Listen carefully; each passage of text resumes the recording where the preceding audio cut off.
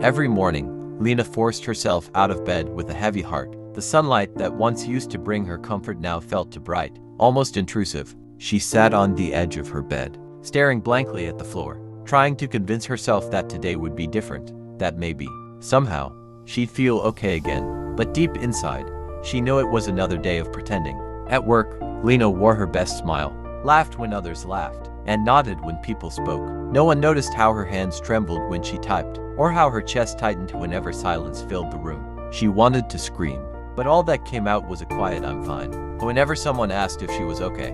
When she got home, the mask fell off. The walls of her small apartment echoed her thoughts, the ones she tried so hard to silence during the day. "You're not enough," they whispered. "You'll never be happy."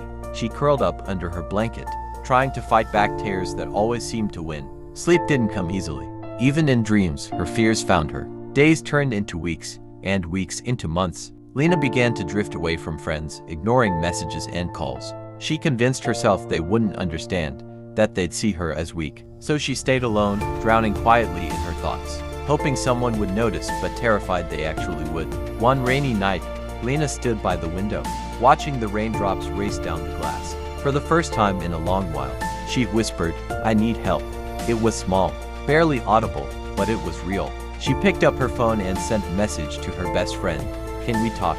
It wasn't a solution, but it was a start, proof that even in the darkest storms, the faintest light can still find its way through.